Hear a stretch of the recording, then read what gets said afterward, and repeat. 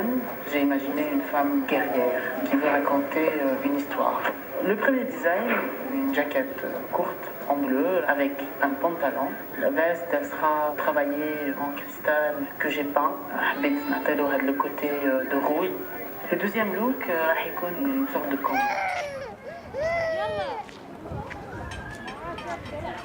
C'est l'ordinaire dans le camp de Roge. Dans les tentes, on zappe entre les chaînes comprises dans le bouquet satellite. On prie, on mange, et ainsi s'écoule la vie de cette internationale djihadiste isolée au milieu des champs de pétrole. Ces familles sont gardées par les Kurdes depuis plus d'1 an. Leur parcours correspond au recul de l'État islamique. En Syrie, j'ai vécu à Kafr Amra, dans la banlieue d'Alep. Nous avons été à Idlib, et de là, nous avons été à Al-Bab. Entre-temps, l'État islamique a pris de l'ampleur. De là, je suis allée jusqu'à Raqqa et j'ai été à Boukamal. J'ai trouvé un passeur pour nous faire sortir. Je voulais rentrer dans mon pays, revoir ma famille. Ouais, c'était l'idée. À cette époque, le passeur rabattait toujours les gens vers les Kurdes. Si un passeur vous disait « je vous emmène en Turquie » ou à Idlib, c'est qu'il mentait.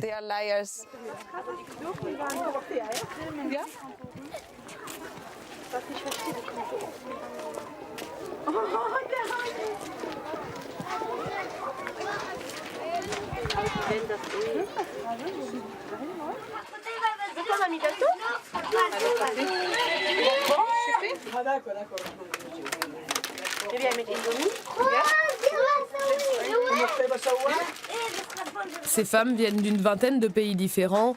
Leurs maris sont morts ou sont en prison. Une sorte de califat miniature s'est reconstitué dans les allées. Tout ont beau avoir adhéré au projet djihadiste, ici on trouve toujours plus radical que soi.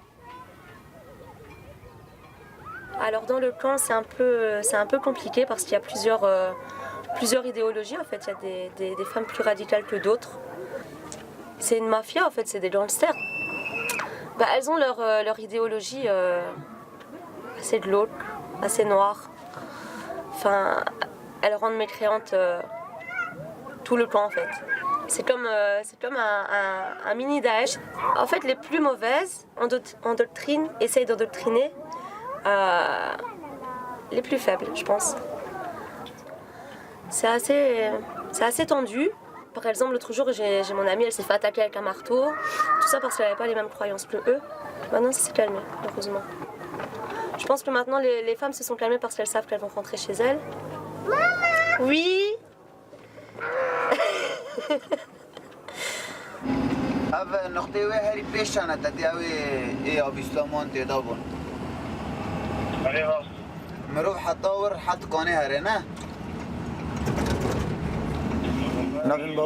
Je m'appelle Barroz.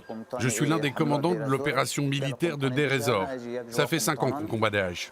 Je participe non seulement à cette campagne, mais j'ai participé à toutes les autres opérations, comme celle de Jaza, Shangal, Kobané, Tal Abyad, Manbij, Tabqa, Raqqa, et l'actuelle et la dernière de Deir ez-Zor. Autrement dit, j'ai participé à toutes les opérations contre Daesh et sa terreur.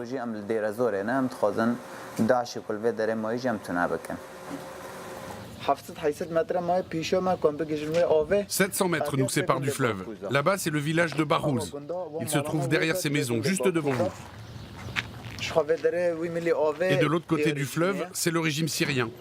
De ce côté-là, ce sont les lignes de Daesh.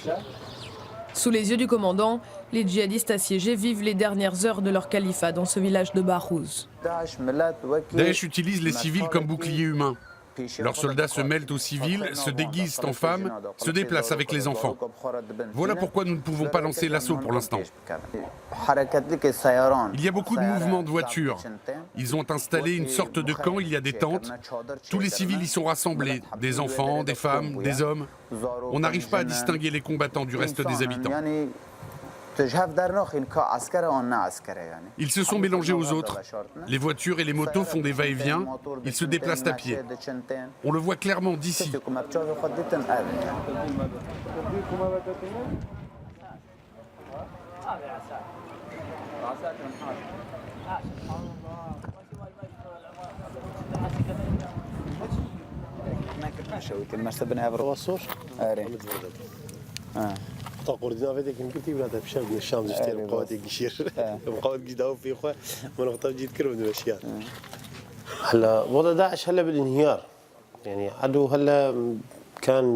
Daesh est en train de s'effondrer.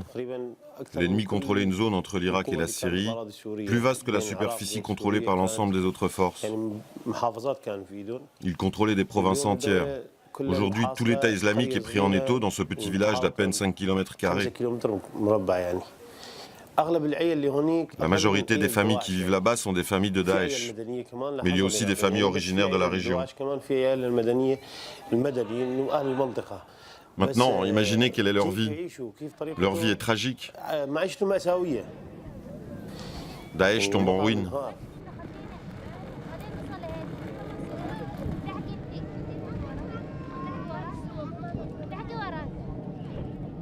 Il y a un air de défaite dans cet arrière-front désertique où affluent les familles de djihadistes qui ont choisi d'évacuer Bahrouz. Aucune de ces femmes, aucun de ces hommes n'en est d'ailleurs originaire. Le village est seulement l'ultime étape de la longue retraite de l'État islamique. Aujourd'hui, les bétaillères ont remplacé les pick-up dans lesquels paradaient les djihadistes à leur apogée. Toutes les familles y sont entassées une fois leurs identités enregistrées par les services de renseignement. Elles seront ensuite conduites à 350 km de là, au camp d'Al-Hol, qui accueille déjà 56 000 personnes, dont plus de 30 000 arrivées ces 2 derniers mois. Les hommes sont interrogés, responsables, combattants ou collecteurs de taxes. Ceux qui sont suspectés d'avoir eu un rôle dans l'État islamique sont faits prisonniers.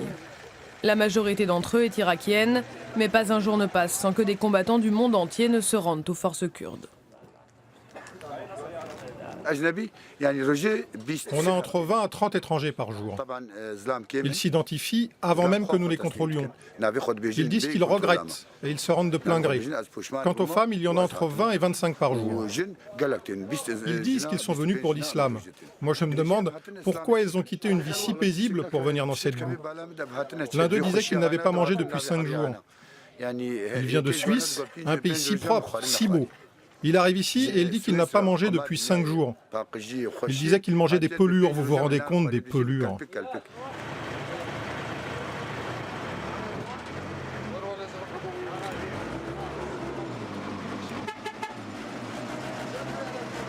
Les forces démocratiques syriennes, alliance de miliciens kurdes et de combattants arabes, estimaient à 2000 le nombre de personnes retranchées dans Bahrouz. En réalité, 15 000 en sont déjà sortis. Cet exode massif a ralenti les opérations militaires.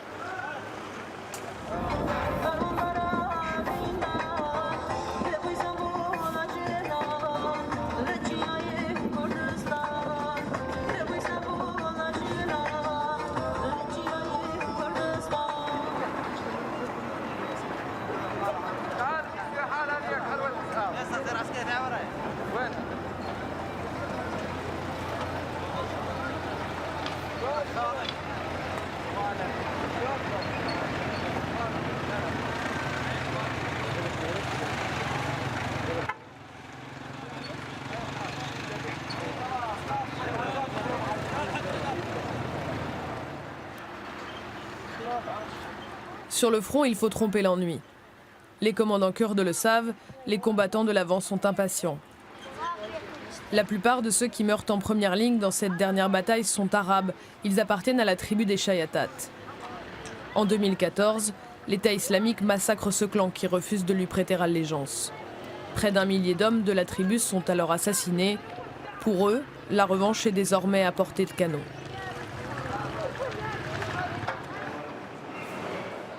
Dans cet hôpital militaire, les chambres ont vu sur Abdullah Öcalan, le fondateur du PKK révéré par les Kurdes syriens. L'idéologie qu'il représente est pourtant étrangère à la majorité des blessés, presque tous arabes. Jamel Abed Sabar a reçu un éclat dans le poumon. Ce membre de la tribu des Shayatat était déjà rescapé avant d'être combattant. J'ai décidé d'intégrer les forces démocratiques syriennes. J'ai adhéré au parti pour combattre Daesh et le faire sortir de nos villages. Lorsque Daesh est entré dans nos villages, ils nous ont encerclés durant une vingtaine de jours. On n'a pas pu leur résister. Ils étaient plus nombreux que nous et nous étions encerclés. À leur entrée dans le village, ils ont égorgé tous ceux qui se trouvaient sur leur passage. Enfants, vieillards, petits et grands. Ils n'ont épargné personne. Ils nous ont qualifiés d'apostats. Ils égorgeaient arbitrairement. Les gens se sont exilés environ 1 an.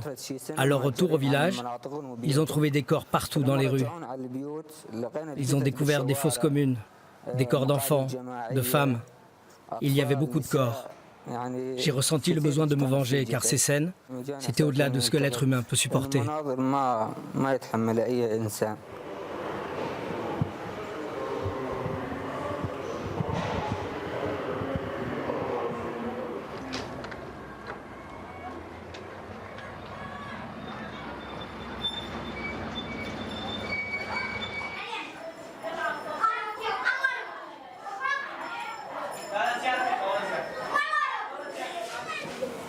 اكتب لي كلمة يلا واقرأها.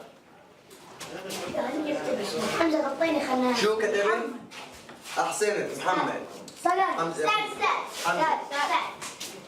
تعال يلا علي. ثواني يلا.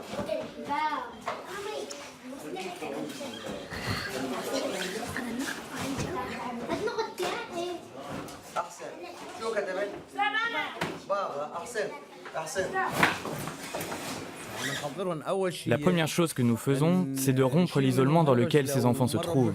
Ils ont vécu des guerres et tant de choses. Nous leur offrons un réconfort psychologique.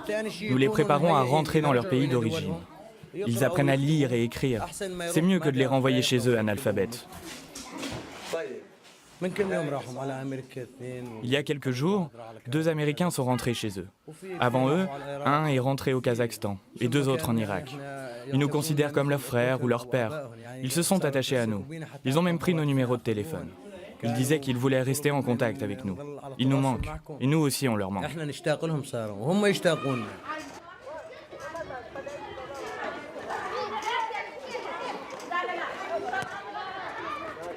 Plusieurs professeurs se relaient dans l'école du camp, construite en dur depuis 1 an.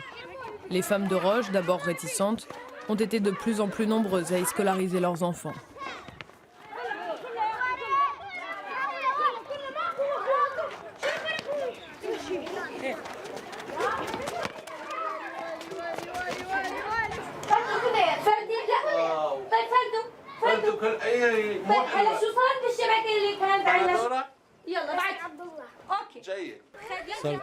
Ça fait 3 ans que je travaille au camp de Roj. On a vu qu'il y avait des enfants, alors je suis allé avec un collègue parler à la direction pour leur dire que c'était dommage que tous ces enfants irakiens soient laissés à l'abandon. On a installé une tente et on a fait venir les enfants. Nous avons commencé à leur proposer des jeux. Nous étions 3 ou 4 bénévoles au début.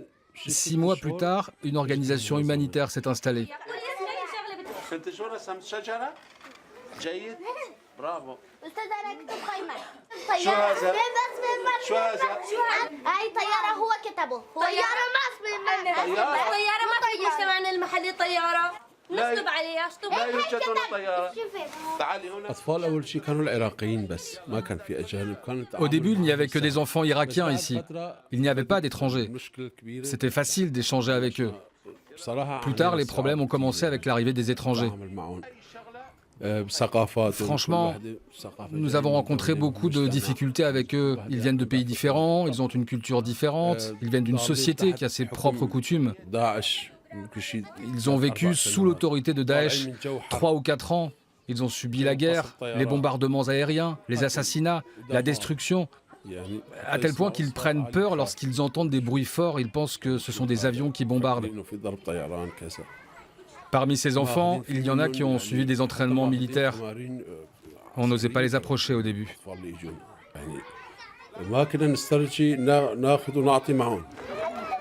Le fils de Samira est né à Raqqa en septembre 2016, 1 an après l'arrivée de sa mère en Syrie. Son père, français, est aujourd'hui détenu dans une prison des forces kurdes. On n'a pas d'activité, même les enfants. Il y a l'école, mais c'est très limité. il passe des vidéos. J'ai accompagné mon fils un jour à l'école pour essayer de l'y emmener. Il a 2 ans et 3 mois, ils leur apprennent les lettres de l'alphabet. C'est pas trop de son âge. C'est limité pédagogiquement. Voilà. Tu viens ? Tu viens ?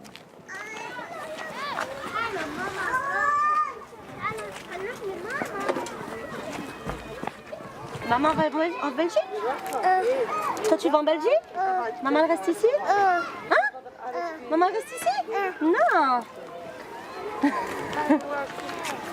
On va adorer en Belgique. Je pense que si la France accepte de reprendre ses ressortissants, c'est bon pour nous tous. La France est en tête de la coalition avec l'Amérique. Donc je pense qu'elle doit montrer l'exemple aux autres pays. Et c'est un très bon point. Je pense que les autres devraient suivre.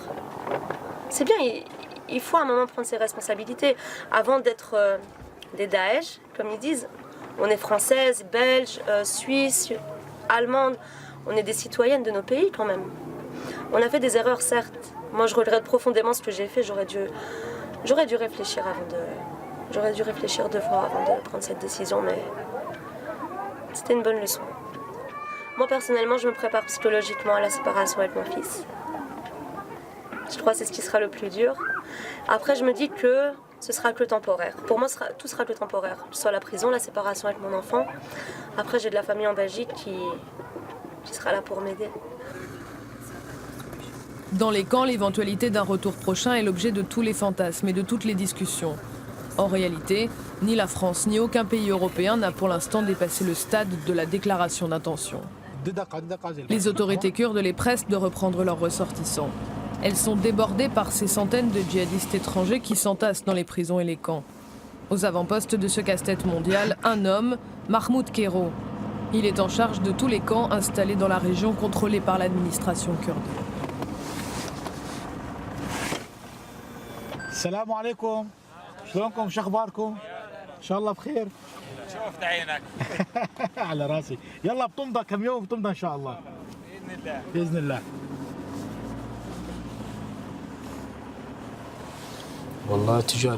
Franchement, je n'aurais jamais pensé être confronté à une telle situation. Le nombre de gens dans le camp ne cesse d'augmenter et la sécurité pose problème.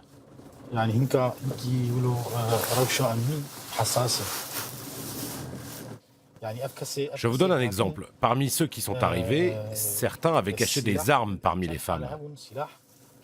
Ils se sont approchés du camp, ils ont récupéré les armes, et dans leur fuite, ils ont tiré sur nos camarades. Et certains sont tombés en martyrs.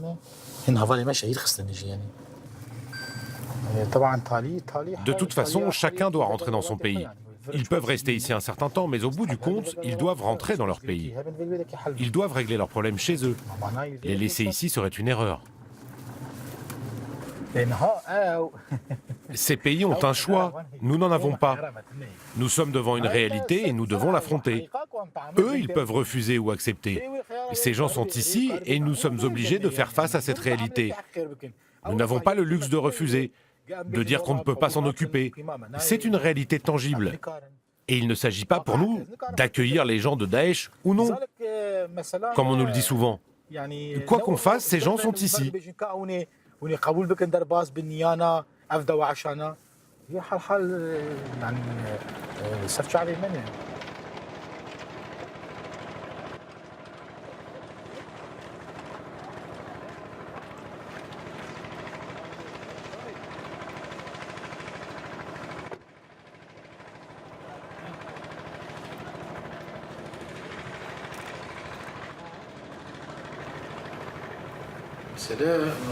Le souci, c'est que nous avons le sentiment que nous sommes seuls face au problème.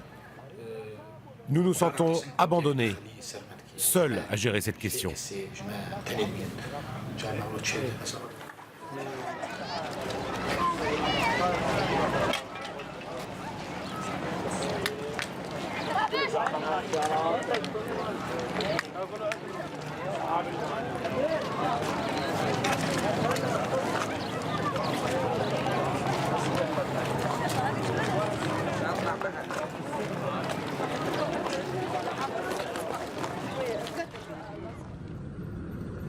Depuis le 19 décembre dernier, les Kurdes syriens se sont sentis abandonnés. À la surprise générale, Donald Trump annonce le retrait des troupes américaines de Syrie. Les forces démocratiques syriennes sont alors en pleine offensive pour reprendre le dernier territoire de l'État islamique. Le commandant Barroso reçoit cette décision comme une trahison, lui l'un des premiers à avoir travaillé avec les forces américaines.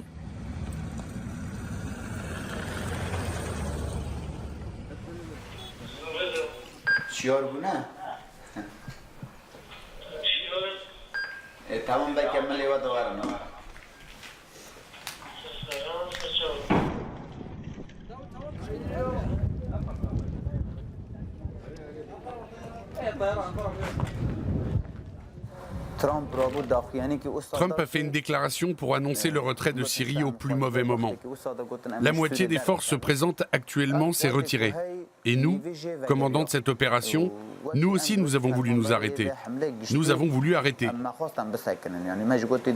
Nous nous sommes dit, puisque c'est comme ça, nous ne continuerons pas à faire la guerre contre Daesh. Car Daesh n'est pas seulement notre ennemi, mais celui de l'humanité entière. Il est avant tout l'ennemi de l'Amérique et de l'Europe.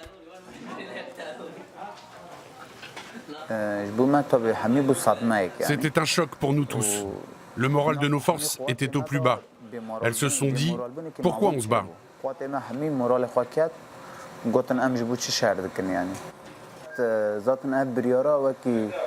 Cette décision nous a secoués. Nous avions une grande confiance en la coalition, dirigée notamment par des pays comme l'Amérique, la Grande-Bretagne, la France. Il y avait une grande confiance, car nous avions créé ensemble une alliance efficace. Nous avons commencé ensemble ce combat et décidé d'en finir avec Daesh ensemble. Donc cette décision ne passe pas, et nous continuons à en subir les conséquences. On ne cesse de se demander pourquoi une telle décision.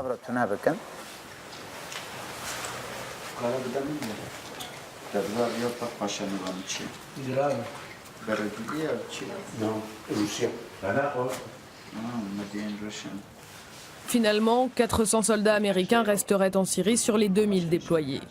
Jusqu'à quand? La Maison-Blanche ne donne aucun délai. Après ces 5 années de guerre, les forces kurdes, elles, ont une certitude. Ce n'est pas parce que l'État islamique arrive au bout de son existence territoriale qu'il a disparu.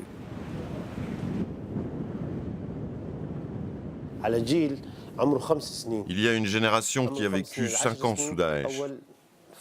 Imaginez un enfant de 10 ans qui commence à s'ouvrir à la vie.